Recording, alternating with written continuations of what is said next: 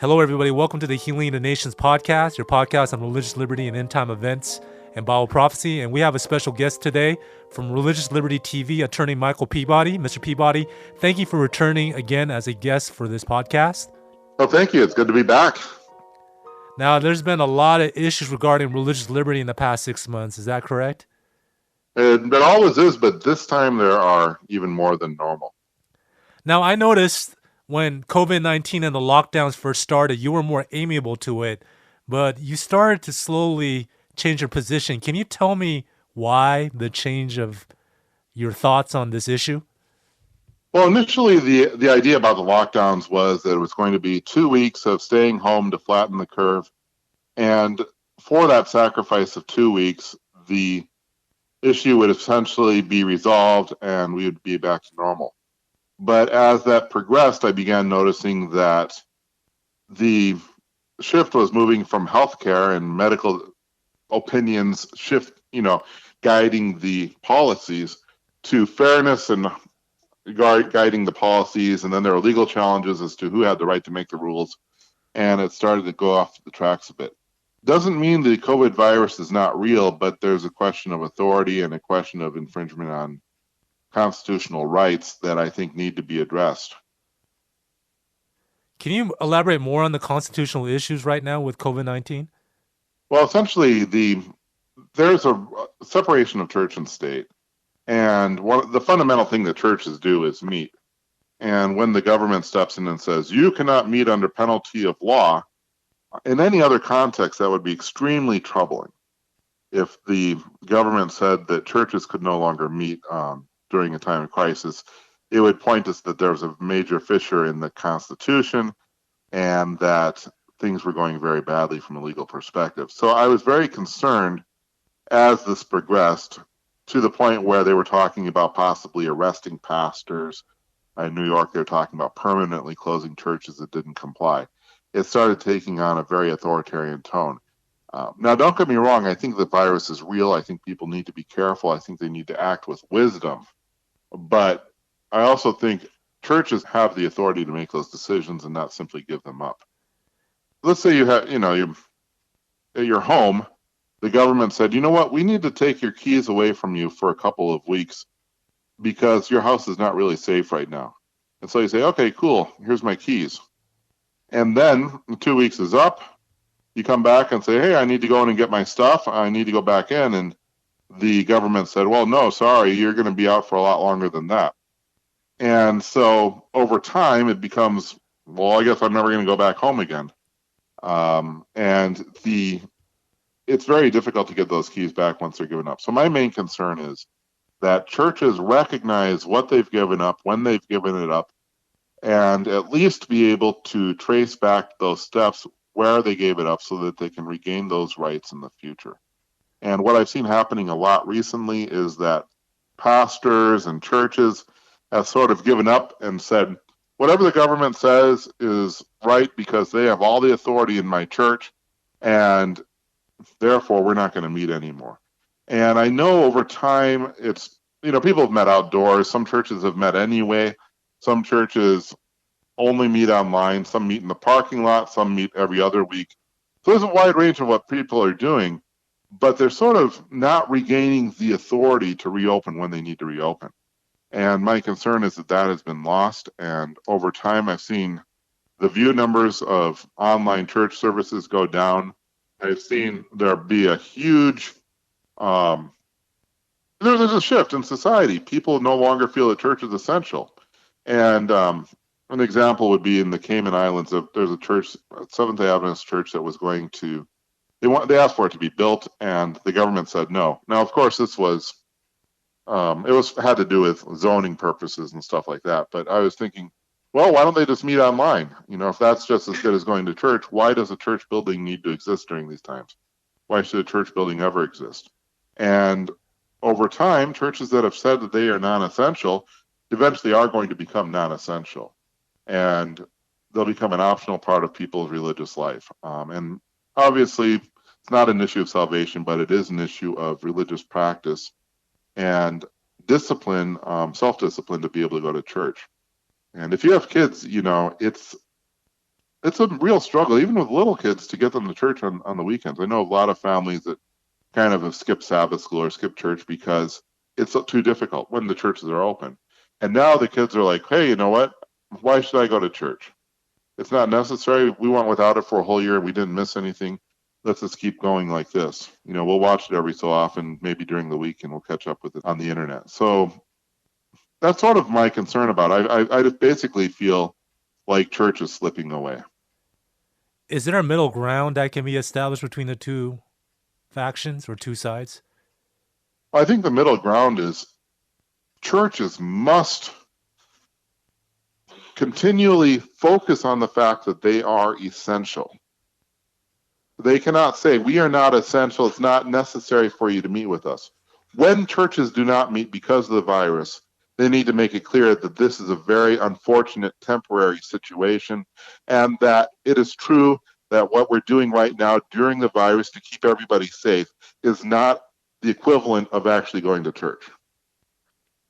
And I know that seems obvious to a lot of people, but parents need that so they can convince their children about it. Church members need that because in Southern California, it's a wonderful climate. We can go out. You can go to the beach if you're not going to church. Other places, it's much more difficult. But I mean, the climate isn't quite the same. There's not as much other things to do. But it's easy to miss church in Southern California for any number of legitimate reasons. And I really get a sense that may be gone forever if this continues much longer. Would app based contact tracing be more of a lesser evil for COVID-19 than lockdowns? Well, basically, app-based contact tracing uses your cell phone to find out who you were near who may or may not have COVID-19. And if you have been tested positive for COVID-19, it would warn anybody that you have been in contact with that you had COVID-19 or that somebody that they were in contact with had COVID-19. And it uses either Wi-Fi connections, if you're on a shared Wi-Fi network. It may use location, it could use Bluetooth, or just regular cell phone triangular, navigation systems. In other words, cell phone towers are located at certain distances away from your phone, and the phone can tell how far you are from certain towers and figure out where you were. That's been used for several years now to track criminal activity. So if a suspect in a crime was near a certain location, they can tell based on the location of the cell phone. And so they want to use that technology to track people, to find out who they associate with, keep records of those associations, and then use those associations to determine where you were, if you were exposed, and possibly those locations could be used to begin to assemble maps of who you regularly associate with. And there's always a level of paranoia when it comes to addressing any type of infringement on privacy. I know that in the days before social media, nobody really knew who your friends were. Nobody knew what your political positions were on certain issues. People didn't know very much about you other than what you chose to tell other people. And if they wanted to find that out, they'd probably have to go ask those people what you told them, and it would be hearsay. Now, because of social media and contact tracing ability, there is no longer a hearsay exception to the information concerning your whereabouts and what you have said on social media, because it's tied down to a primary source and can be used as evidence against you. So I always have constitutional concerns about this kind of thing. I don't like privacy infringements. I don't like the idea that somebody's going to be able to tell who I associate with or where I've been. I don't think that should be public knowledge. And I don't like the idea that the authorities could somehow determine that information about a person short of a court order for a crime that's already been committed. Essentially, voluntarily submitting that type of information to authorities is problematic. And it also demonstrates a certain amount of distrust. If you've tested positive for COVID-19, you know who you've been in contact with, and you can communicate that information out to them. And I don't know. I'm concerned about that. I think the idea that it's presented as an alternative to lockdowns is a concern. Obviously, lockdowns have their own core source of problems. You have issues with mental health from being, unable to communicate with people. You have relationships that suffer. You have jobs that suffer. You have finances that suffer. So there are a host of problems with regard to being unable to meet with other people or being in contact with them. By and large, short of contract tracing, those other ideas of social isolation are not highly enforceable. What I do see happening is assuming COVID-19 continues to progressively get worse, contract tracing will no longer only be used for determining whether or not you have spread COVID to somebody else, but it will also determine whether or not you are violating the rules that you are supposed to follow as a citizen who has living in a community that has separation rules. So if they look at the network and say, oh, let's see how many people are closely affiliated with each other, who's meeting together, they could actually pull up a map and see where you've been and see what clusters are there and then go make arrests or fines or whatever. So I'm very uncomfortable with it. I think eventually it's going to be something that society will not accept, but they may, and that could be an issue.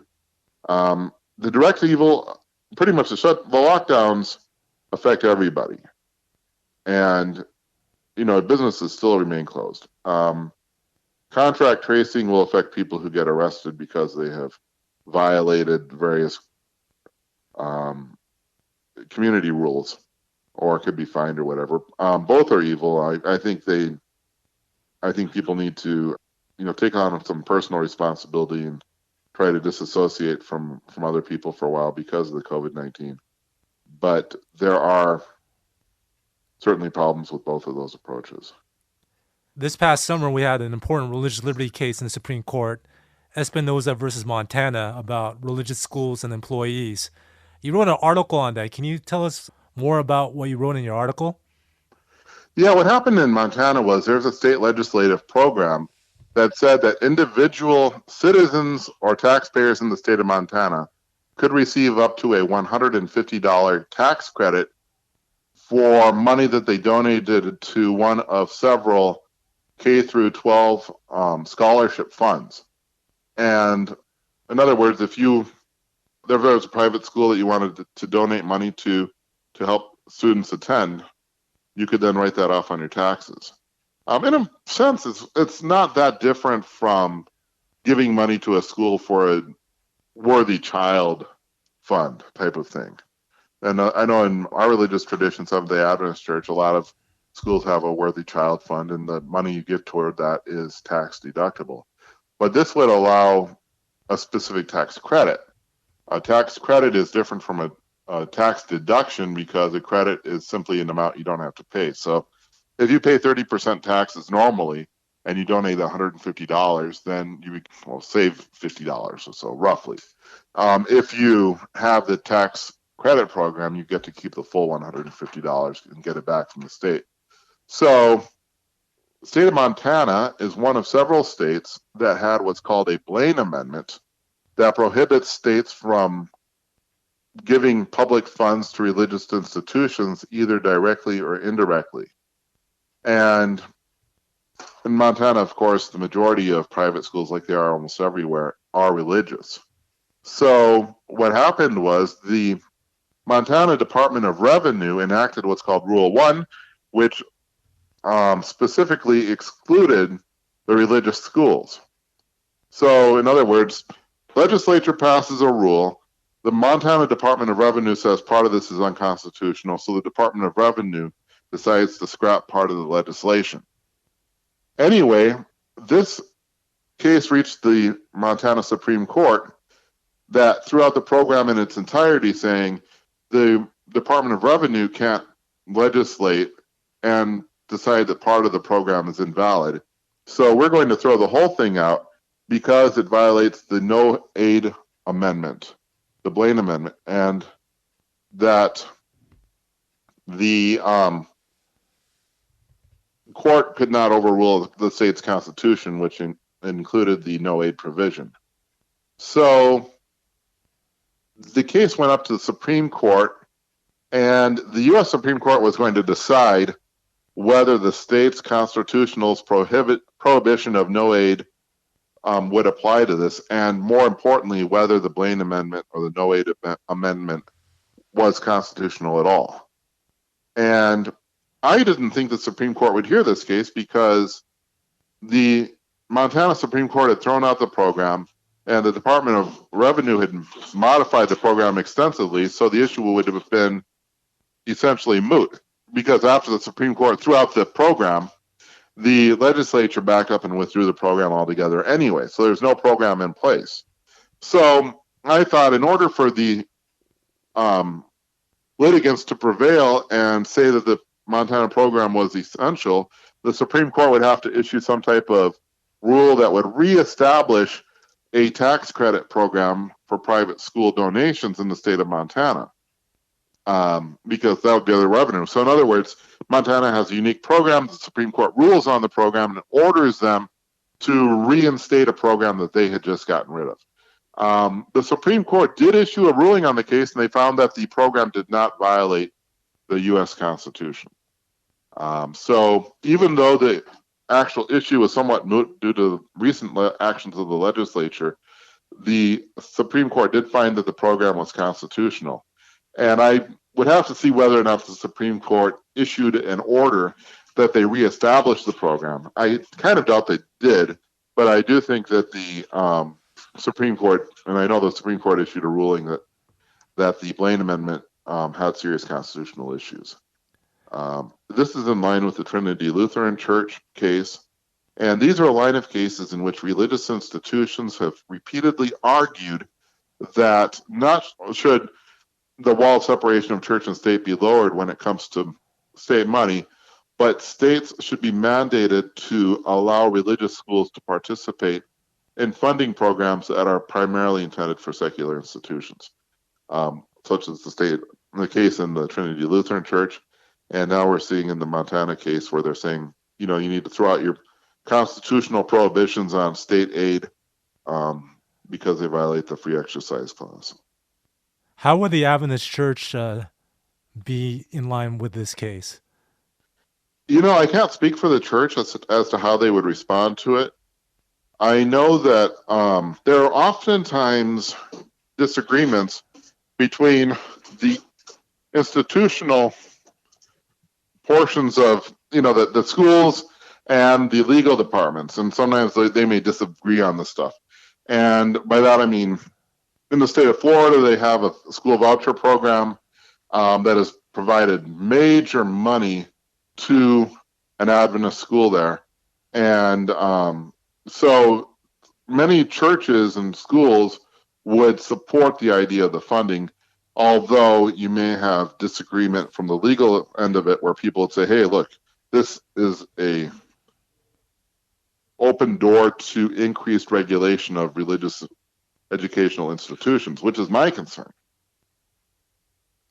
Now, there was another Supreme Court case, if I recall, dealing with religious schools and employment that you commented on.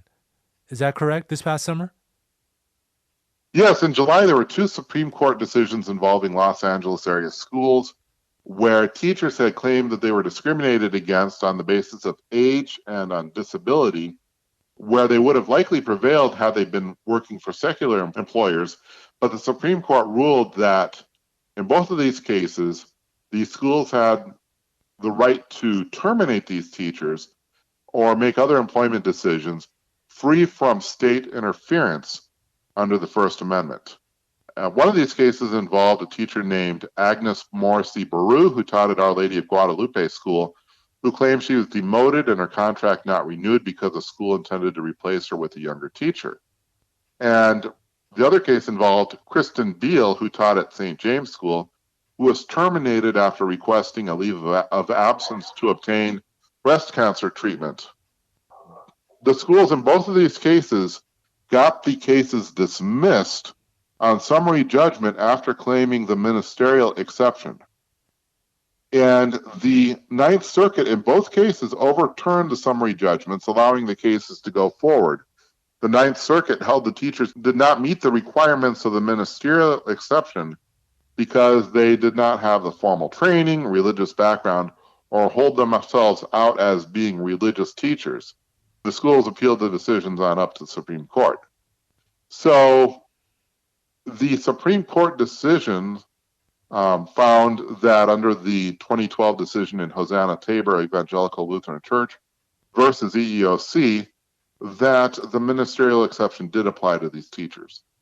Now, to be clear, the examples given in these cases of age discrimination and being terminated for requesting a leave of absence to undergo breast cancer treatment seem egregious.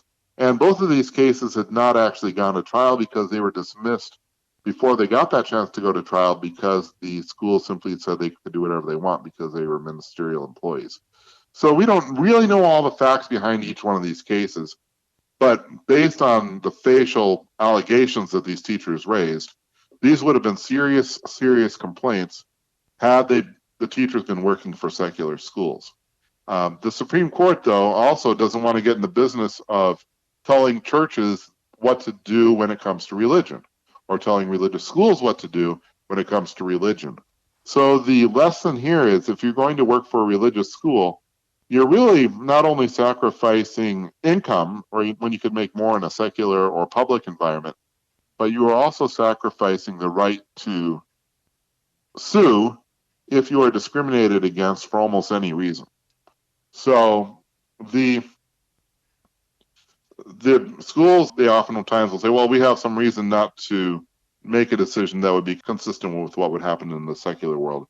And in Hosanna Tabor, that case involved a teacher who was terminated after threatening to file a complaint for the way that she was treated.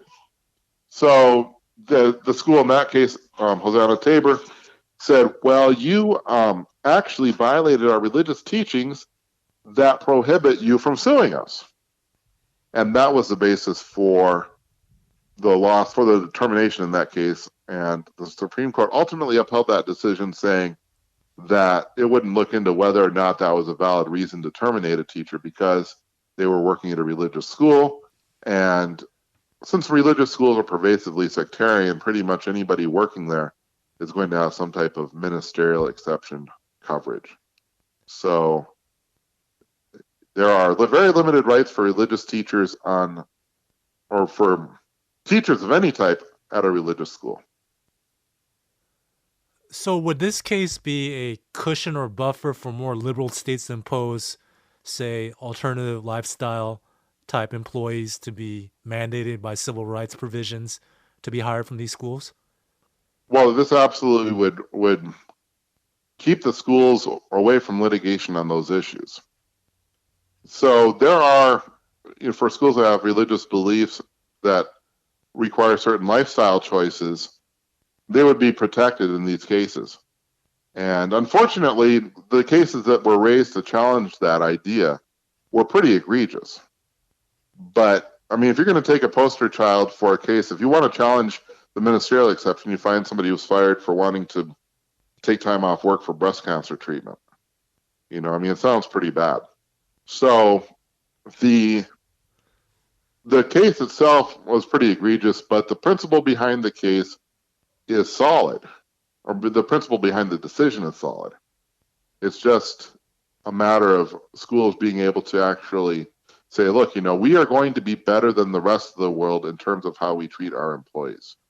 We are going to meet or exceed the standards in our community insofar as they do not violate our moral and religious beliefs.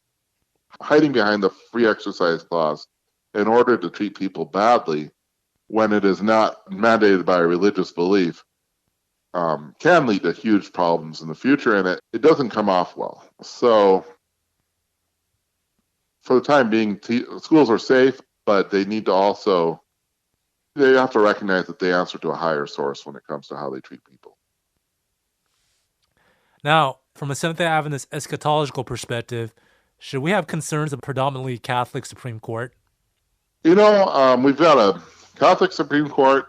Joe Biden is a Catholic. Nancy Pelosi is a Catholic. And I don't know what Mitch McConnell's religious background is in the Senate.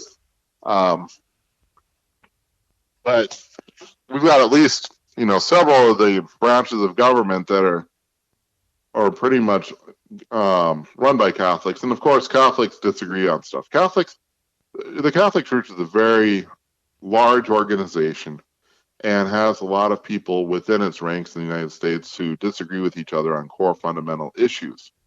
So there isn't a lot of concern as to their religious background. However, it should be encouragement for people who are not Catholic to encourage their young people to go into law and to go into public policy and to run for office, because we do need to have some religious diversity at the higher levels. The loss of diversity, loss of opinions about different issues is concerning.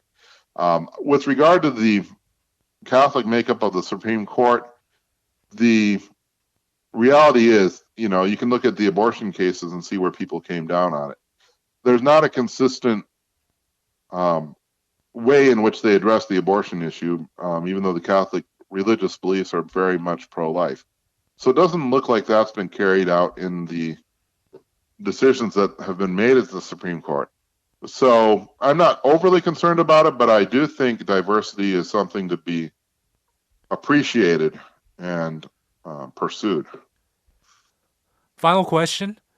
What implications do you see of the incoming new administration on religious liberty? That is a huge question. We're still waiting for the final certification of the votes, but it looks like Joe Biden is going to be the next president of the United States, along with Kamala Harris as vice president. And I think what we've got to watch for at this point are going to be issues of free speech, issues that could impact the ministerial exception, to see if there's any type of legislative activity intended to override the Supreme Court's decisions. We may be seeing an increase in pressure on higher educational institutions that accept state aid to begin to modify their religious beliefs in order to become generally acceptable to people who may disagree with them, but as a prerequisite for receiving state aid. So anytime you have government money going to private religious institutions, I would watch for a lot more regulations to be coming down along those lines. I also don't see any let up on the church closing rules. I think those issues are going to be primarily addressed at the U.S. Supreme Court, and those cases are actually being filed now, and we'll see what happens at that end. I do think on the positive side, we may see some more appreciation of religious diversity and protection of minority religious rights. So that's something to keep an eye on under the Free Exercise Clause. But again, I think it's going to be a real important time for religious institutions that receive state aid to evaluate what they want to do in the future. Mr. Peabody, thank you so much for coming on this podcast in such limited time. I know your time is valuable. You're always a welcome guest here, and we thank you and we value your legal insights. And before we close, can you say a quick word of prayer for us? Sure. Dear Heavenly Father, thank you that we could meet here to discuss these issues that are happening in the U.S. and around the world. Please guide the leaders, guide the people who are making the decisions in the courts who have to decide these cases. And be with us throughout this holiday season. In Jesus' name we pray, amen.